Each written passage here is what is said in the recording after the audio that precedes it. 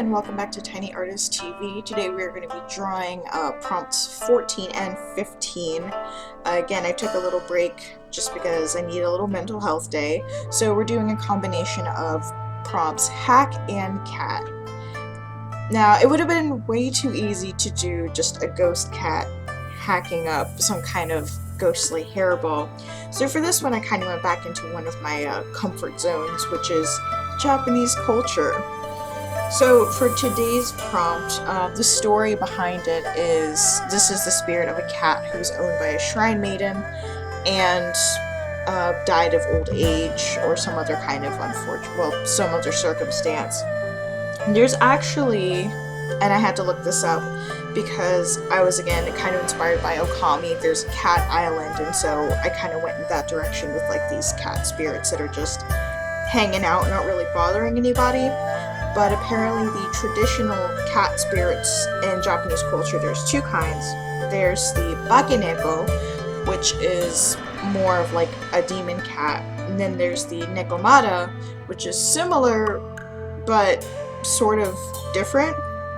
So I felt that my initial story for this cat, having been owned by a shrine priestess, fell more in line with the Nekomata. More specifically because there are Nekomata who were domesticated cats who just got old and transformed into these Nekomata creatures. And apparently they're known for also eating and abducting people. And I find that to be interesting because it's actually kind of very in line with how cats act. I don't personally have a cat.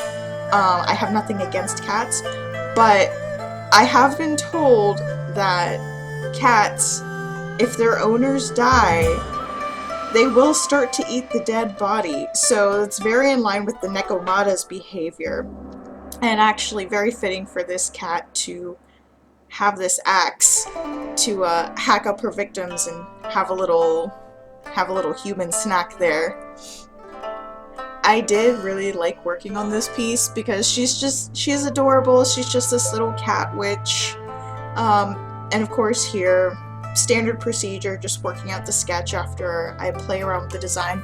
And really, the stories do help with figuring out what kind of composition I want to do for each piece, whether or not I want it to be more graphic style or color, blah blah blah. So for this one, I just wanted her to be like this cute little shrine D&D type character.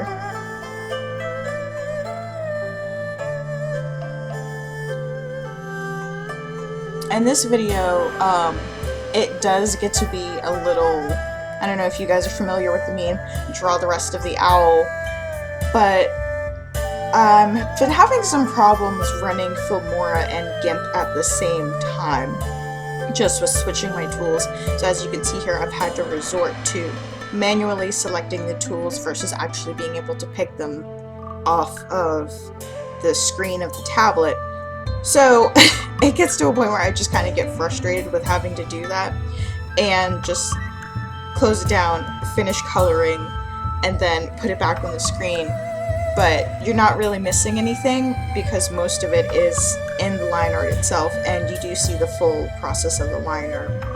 The only thing I really do with the coloring after the video kind of cuts out or switches to the next stage is going over it with an oil brush and just adding in those extra details.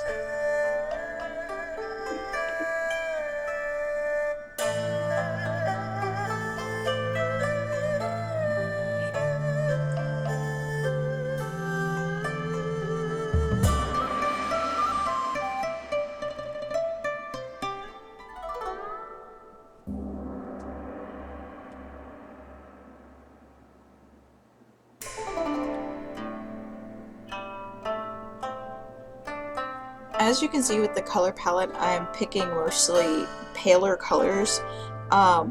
Initially with the color, I did want to go back over it with a white airbrush and give it that glow effect, but I ended up just liking the flat colors the way they were and the way the pastels work together and make her a more interesting character overall. Just give her a little more light, a little more of that cuteness, cute mischief cat energy that I was going for. And so I do go with, for her robes, a more traditional, the cream and red of a Shrine Maiden's outfit. May or may not have been influenced by Ray's outfit because I was binge watching Sailor Moon when I drew this, so having a direct reference certainly helped. But it's a little mishmash of styles there. Her giant obi type bow, and then how she has on these little bell slippers as opposed to sandals or geisha type footwear. My main goal with this was to just draw something that was, you know, shorthand, easily recognizable from a Japanese culture, but not necessarily something that was going to take me 5 hours to draw with all the details and all the layers. A couple of, I guess, fun facts about the Nekomata. So, again, this one I felt was more in line with the Nekomata versus the Bakeneko, but most depictions of Nekomata have two tails, and it's actually the Mata kanji in the Nekomata name comes from that, the depiction of them having two tails, and in a lot of stories when they do this transformation.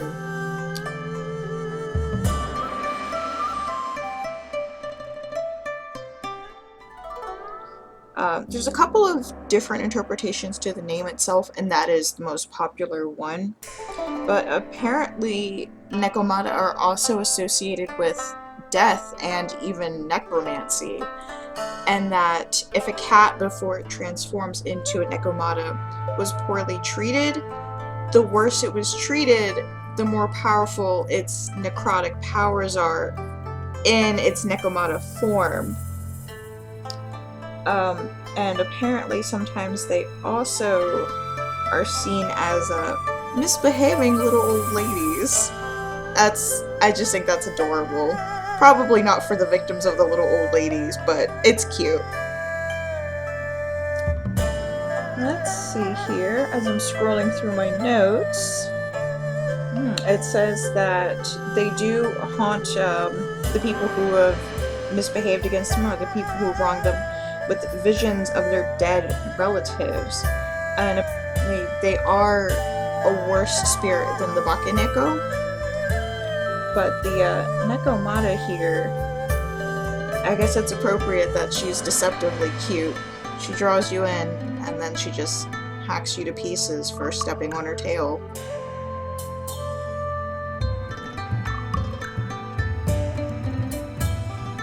And here you can see where I started experimenting with the airbrush ghost technique that I eventually just toss out, cut the camera off, and then just do what I need to do with the rest of the color here.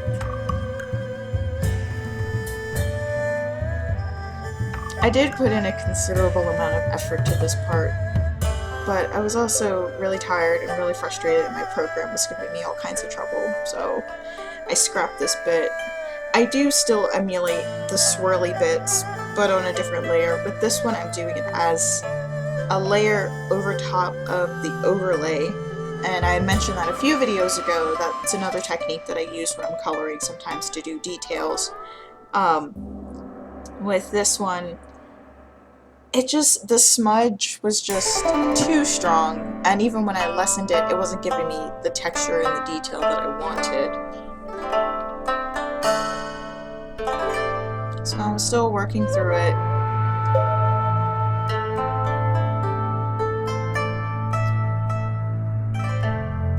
Oh, but yeah, here's the actual finished piece.